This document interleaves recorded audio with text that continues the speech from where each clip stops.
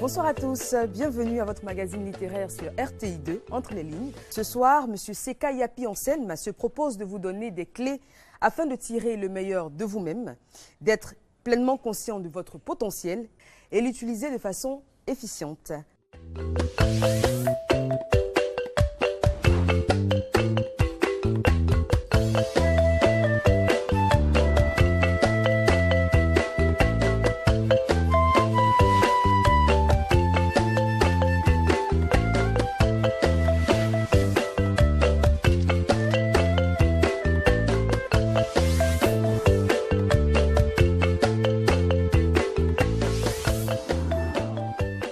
Bonsoir Monsieur Seka. Bonsoir Eva. Merci d'être présent sur ce plateau. L'œuvre qui nous réunit aujourd'hui, c'est tirer le meilleur de soi dans tous les domaines de la vie, on dira. On va commencer bien évidemment par le premier chapitre qui est intitulé « Poser l'échelle sur le bon mur ». Qu'est-ce qui représente l'échelle? Qu'est-ce qui représente le mur? Merci beaucoup. Poser l'échelle sur le bon mur, c'est déjà dès le départ prendre conscience de la destination qu'on va atteindre. C'est fixer dès le départ les priorités, fixer aussi une vision, avoir une vision claire. Donc l'échelle représente toute notre vie et le mur représente nos objectifs, nos visions. Donc poser l'échelle sur le bon mur consiste pour chacun de nous à pouvoir dès le départ savoir où nous voulons arriver de manière claire, précise et responsable.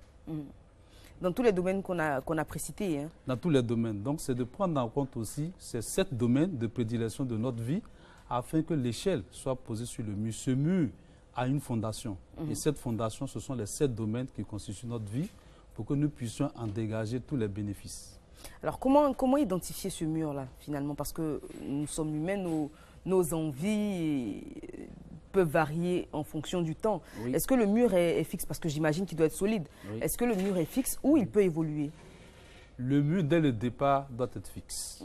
Parce qu'on n'a pas forcément les mêmes envies à 30 ans qu'à 50 ans. Donc. Oui. On n'a pas les mêmes envies quand on est jeune, quand on est adolescent, quand on est adulte. Mais là, le débat transcende les envies. Il s'agit de où nous voulons arriver à la fin de notre vie. Je crois que pour chacun de nous, c'est d'avoir une vie épanouie. Que nous soyons jeunes, adultes, retraités ou très âgés, troisième âge, c'est d'avoir une vie épanouie de telle sorte qu'à la fin de notre vie, nous n'ayons pas à faire des regrets, mais plutôt à bénir, à avoir des bénédictions pour les autres. Donc, dès le départ, pour chacun de nous, quel que soit l'âge, vous êtes appelé à fixer ce mur-là. Maintenant, à chaque instant, les ingrédients que nous mettons seront différents. Très bien. Et vous le dites, il faut bâtir notre vie en prenant en compte tous les domaines de notre existence. On va parler en particulier de ces 7 domaines. Donc, c'est une vision globale qu'on doit avoir. Ou est-ce qu'on estime qu'on veut être dans 10 ans ou dans 20 ans dans le domaine financier, dans le domaine professionnel, familial? Est-ce qu'on se voit marié, célibataire dans 10 ans? Et en fonction, on met les moyens pour arriver à obtenir ce qu'on veut pour plus tard. C'est exactement le sujet. C'est de dire dès maintenant, je tiens compte de ces 7 domaines qui sont le domaine personnel, familial, professionnel, financier, social, spirituel et citoyen dès le départ. Et je travaille à ce que dans ma projection, dans ma vision, tous ces 7 domaines soient harmonieux. Parce que la plupart du temps, on observe qu'il y a des gens qui réussissent financièrement, mais à la fin, ils ont soit une famille ou une santé ou autre chose qui n'a pas marché. C'est parce que dès le départ, la fondation n'a pas été bien bâtie. Donc le livre a pour objectif d'attirer l'attention de chacun, de faire prendre conscience pour qu'à la fin, que nous soyons hommes, femmes, jeunes ou adultes, à la fin, nous soyons contents de nous-mêmes, nous serons récompensés par nos propres efforts, qui sont les efforts qui sont sortis de nous-mêmes. Parce que notre valeur se trouve à l'intérieur de nous-mêmes. Vous le dites, la valeur se trouve à l'intérieur de nous-mêmes. Il faut être quand même assez réaliste pour que nos objectifs soient réalisables.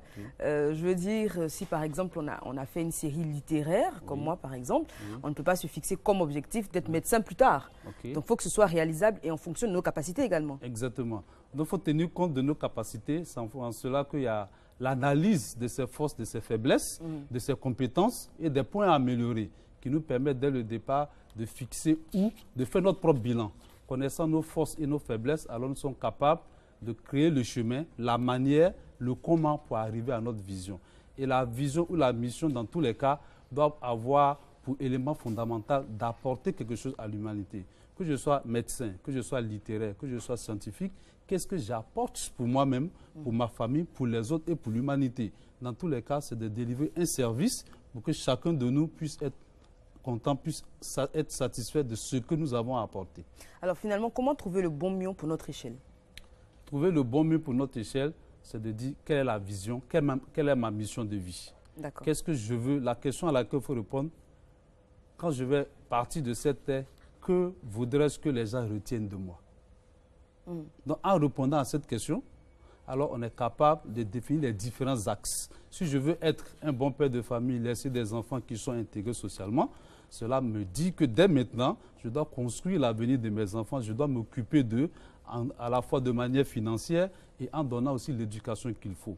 Si je veux laisser aussi des traces à l'humanité pour dire que quand je ne suis plus là, je veux qu'on se souvienne de moi comme des grands leaders, Nelson Mandela et autres, alors je deviens quelqu'un qui laisse des écrits, qui laisse des traces et qui contribue à une mission plus noble que de gérer au jour le jour le quotidien. Donc, en fonction de la réponse qu'on apporte à la question « Que voudrais-je que les gens retiennent de moi quand je ne serai plus sur la terre ?» alors on est capable de définir les différents axes de manière financière, de manière personnelle, de manière familiale, de manière sociale et maintenant construire toute la dynamique pour y aller. Est-ce que c'est possible finalement de prospérer dans tous ces domaines? Pour un seul homme, un seul être humain, est-ce que c'est possible d'être à la fois père de famille, aimant, un époux attentionné, un homme d'affaires, j'imagine, brillant, un citoyen modèle? Est-ce qu'on peut réussir dans tous ces domaines-là à la fois? Je pense que oui, on peut réussir dans tous ces domaines. Mais ce qu'il faut noter, c'est qu'à chaque instant, la priorité peut être donnée à un domaine particulier sans qu'on néglige les autres. C'est de prendre conscience à chaque fois que ces domaines existent. Si je prends un adolescent, son objectif peut être de dire « je veux réussir à mon diplôme ». Mais en réussissant à son diplôme, c'est pour gagner un travail ou entreprendre, pour gagner de l'argent, pour construire une famille. Donc dès le départ, s'il prend que l'axe pour dire « je veux réussir à mon diplôme », il va mettre tous les efforts pour y être et à la fin, arriver un moment, il ne pourra pas s'intégrer socialement. Mais à la base de la discussion, de la réflexion, c'est de dire je veux réussir à mon diplôme afin que je puisse apporter quelque chose à l'humanité. Et ce quelque chose que je veux apporter doit s'inscrire dans le domaine personnel. Il faut que j'ai la santé, il faut que j'ai la connaissance, il faut que je me cultive au jour le jour, il faut que je puisse progresser. Et ça, je veux le faire dans un cadre familial. Donc, il faut que je prenne les dispositions dès maintenant pour me préparer à un mariage, à avoir des enfants, si c'est mon désir, si c'est le plan que j'ai fait, pour dire il faut que je le fasse dans un environnement de travail. Donc, être entrepreneur ou travailler pour les autres, donc intégrer comment est-ce que l'insertion socio-professionnelle peut se faire et à la fois avoir de l'argent. Alors quel est mon plan financier? Je détermine qu'est-ce qu'il faut faire, quelles sont les autres compétences que j'ai afin que je puisse monnayer mes talents dans tous les domaines et socialement et spirituellement. La spiritualité, elle, c'est dans tout ce que nous faisons. Donc il est possible d'intégrer tous ces paramètres-là dans notre réflexion et à chaque instant, on est conscient pour ne pas chavirer, pour que notre direction soit ferme et solide. Et tous ces domaines sont tous liés Ils sont tous liés les uns aux autres. Quand on néglige un domaine, alors on arrive à la fin, on n'est plus satisfait. Parce qu'il y a quelque chose qui manque dans la sauce. Tous ces domaines constituent alors des ingrédients qui permettent de bâtir une sauce. C'est comme faire une sauce sans le sel, faire une sauce sans du poisson ou de la viande ou sans les légumes. Donc à la fin, on aura une sauce, mais ça ne sera pas le goût qu'on aura souhaité. Très bien. Passons au chapitre 2, vivez à 360 degrés. Je l'ai dit encore, je suis littéraire, je ne suis pas très bonne en maths, donc pour moi, c'est une notion purement géométrique. Mais dans les faits, dans la pratique, qu'est-ce que ça veut dire vivre à 360 degrés? Vivre à 360 degrés, c'est de tenir compte de tous les domaines dans la vie. À chaque fois que nous prenons une décision, que ce soit une décision pour le travail, une décision pour notre lieu d'habitation, une décision pour notre futur, pour une carrière qu'on veut faire, c'est de tenir compte, est-ce que notre personnalité convient à ce domaine-là? Est-ce que nous avons les compétences qu'il faut? Comment est-ce que je dois les développer? Est-ce que ça me procure les finances dont j'ai besoin? Est-ce que je n'aurai pas les finances au détriment de ma santé? Est-ce que mes valeurs sont prises en compte? Est-ce que ma mission s'inscrit dans ce domaine? C'est en cela que quand chacun travaille dans le domaine qui lui plaît, qui permet d'accomplir sa mission, alors il ne peut que tirer le meilleur de lui-même. Dans le domaine personnel, par exemple, et tirer le meilleur de soi, vous le dites, c'est d'abord et avant tout une démarche personnelle. Hein. Exactement. Alors, dans cette optique-là, comment on a cette vision panoramique donc à 360 degrés? Donc, si on prend le domaine personnel, se dit, tout se bâtit autour de la personne. Parce que c'est chacun qui construit son avenir. C'est de dessiner son avenir pour dire, aujourd'hui, je veux faire le point de mes compétences, de mes valeurs, des points à améliorer. Donc, ce diagnostic est différent d'une personne à l'autre. Où j'en suis aujourd'hui. Dès que je le sais, je suis capable maintenant de dire, voilà les points que je dois améliorer pour pouvoir arriver à telle destination. Alors, je regarde quel est l'état de ma santé, quel est le niveau d'instruction, d'éducation ou de compétences dans tout autre domaine que j'ai, quels sont les secteurs qui sont propices pour que je puisse m'exercer dans ces domaines, qu'est-ce que je peux apprendre encore, quels sont les domaines qui me permettent alors de pouvoir tirer le meilleur de moi-même, d'exprimer mes talents, mes capacités. Donc, cette analyse autour de soi, qui à la fin va aboutir à un ensemble de compétences, de talents que nous avons, va nous permettre alors d'aller vers les autres pour dire je suis capable. Parce que la plupart du temps, les gens peuvent avoir les compétences, les talents, mais eux-mêmes, ils n'ont pas la confiance en eux-mêmes. Ce qui fait qu'ils sont timorés.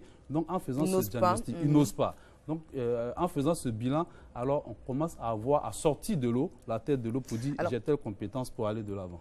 Bien souvent, on peut être conscient de ses compétences, mais craindre l'échec, au point que cette crainte-là vous paralyse et vous empêche d'entreprendre quoi que ce soit.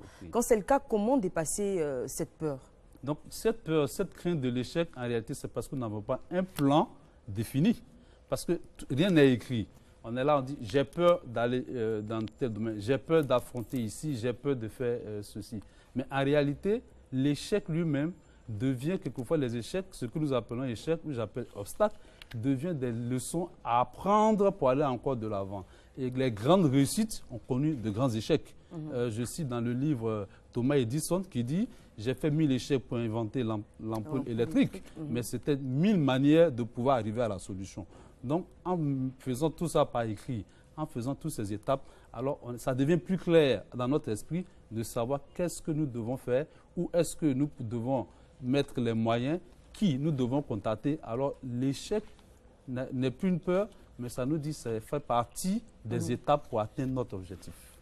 Donc, vivre à 360 degrés dans tous les domaines, vous l'avez dit, professionnels, en explorant la palette donc, de compétences qu'on a, et puis être à la fois, comme pour ceux qui travaillent dans des entreprises privées ou publiques, être entrepreneur en-delà de notre métier du quotidien, c'est pas exclu.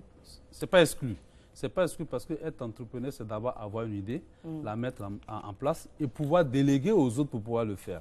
Donc, cela dit aussi, comme nous devons tirer le meilleur de nous-mêmes dans notre domaine professionnel, cela ne doit pas se faire au détriment de l'emploi pour lequel nous sommes payés. Voilà, il faut bien gérer le temps. Voilà. On parlera d'ailleurs de la gestion du temps un peu plus loin. Chapitre 3, vous devez gagner. J'ai bien aimé le ton et le temps aussi. Okay. C'est impératif. Vous devez gagner. Vous n'avez pas le choix. Vous n'avez pas le choix. Comment y arriver? Il n'a pas d'option pour la vie. Il faut gagner. Maintenant, c'est quoi le gain pour chacun de nous? C'est de pouvoir définir d'abord la réussite. Donc, ce chapitre met l'accent sur c'est quoi la réussite pour chacun de nous. Si, en fonction de cette définition-là, pour chacun, alors on est capable de fixer nos objectifs, notre mission, de poser alors l'échelle sur le bon mur. Donc, le bon mur devient, c'est quoi la réussite pour moi? Et certains disent qu'il vaut mieux réussir sa vie que réussir dans sa vie. Exact. Bon, je suis d'accord avec cette expression. Réussir sa vie, en réalité, c'est de tenir compte de tous les domaines. Or, réussir dans sa vie, c'est de réussir dans un domaine. Exactement. Donc, réussir dans sa vie pour dire, j'ai eu de l'argent, mais à la fin, au détriment de ma santé. Donc, j'ai réussi financièrement.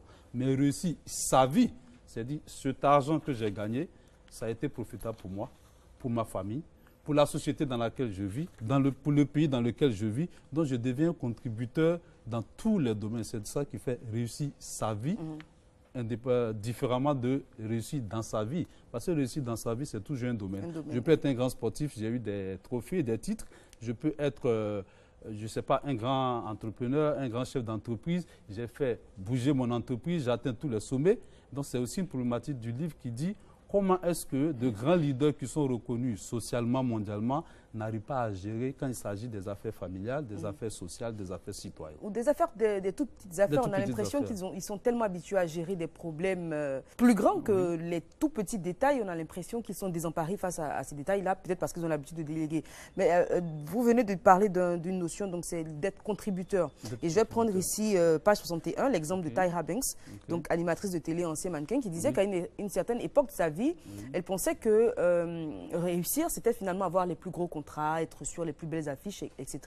Elle a compris maintenant que le plus important pour elle était d'étendre son entreprise, donner du travail à d'autres afin qu'ils puissent en vivre. Parce que avoir les plus gros contrats, c'était pour elle, c'était assez égoïste somme toute finalement comme démarche. Mais là, plutôt, elle est dans l'extension et dans l'aide aux autres.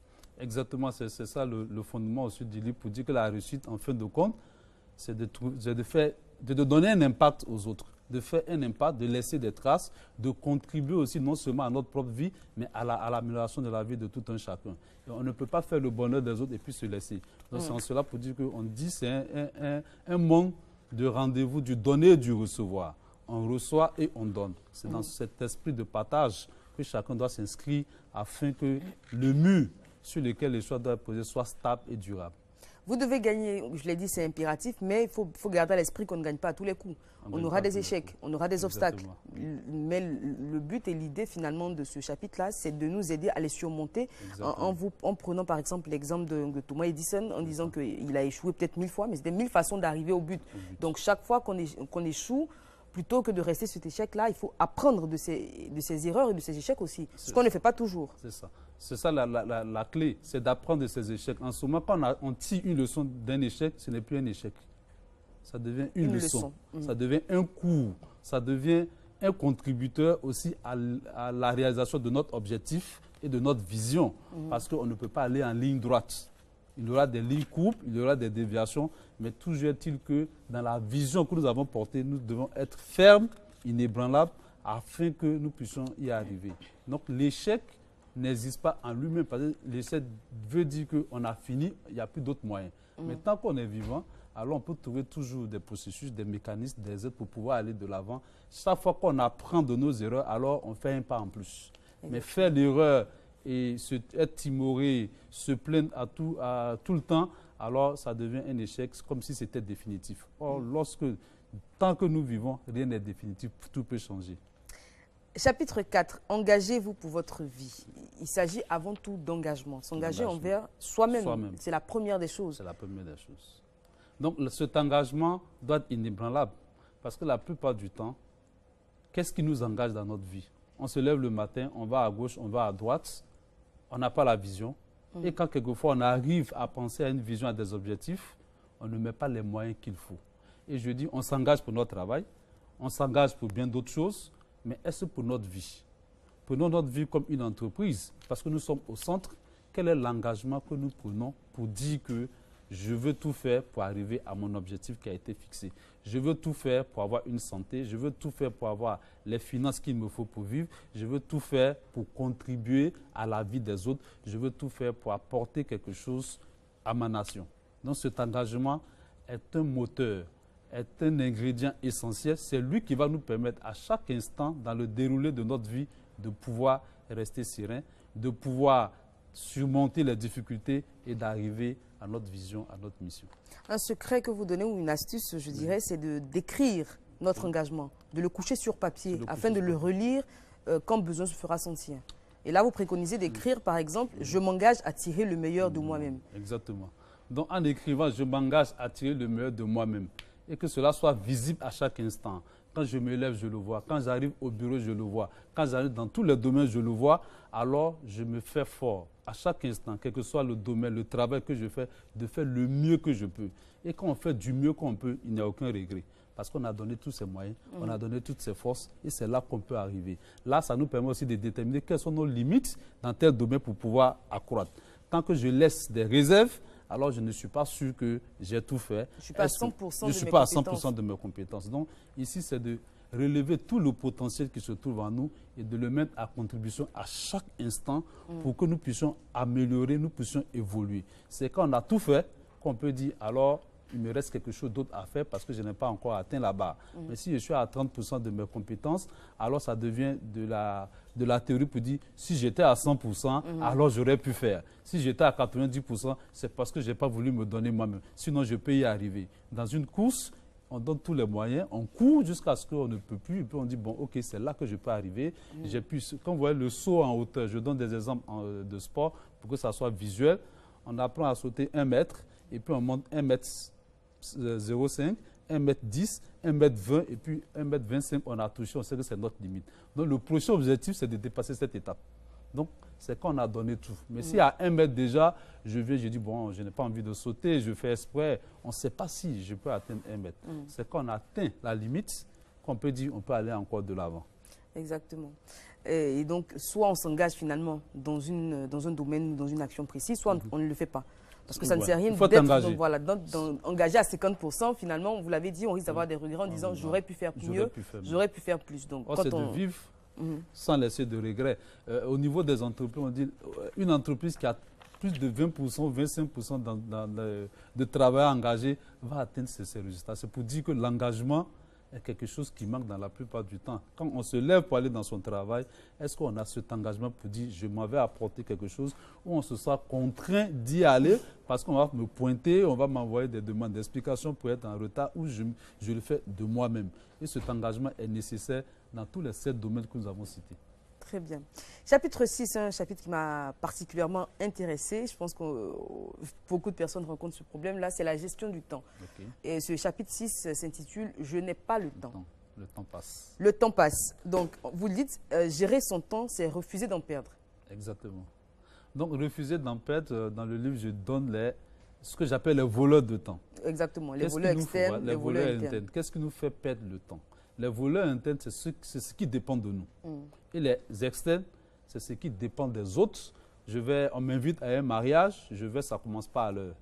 Alors ça ne dépend pas de moi parce que je vais soutenir quelqu'un, alors parce que ça ne commence pas à l'heure. Mais je suis toujours devant la télé, à passer 5 ou 6 heures par jour devant la télé, ça dépend de moi. Je suis capable de dire, ok, je regarde tout ce que je sélectionne, les émissions ou qui apportent quelque chose. Comme Entre les lignes, par exemple. Comme Entre les lignes, je vais regarder parce que ça m'apporte. Donc, ça devient une émission que j'aime, que je regarde tout le temps. Parce que chaque fois qu'il y a ces interviews, je tire quelque chose, j'apprends quelque chose sur un nouveau livre que je peux aller acheter, lire et progresser dans la vie. Donc, ça participe à gravir les marches de notre échelle qui est posée sur le mur. Donc, les voleurs externes ne dépendant pas de nous, on n'y peut pas grand-chose. Que faire contre les voleurs internes? Par exemple, le sommeil. On sait qu'il nous faut, je ne sais pas moi... 7 à 8 heures.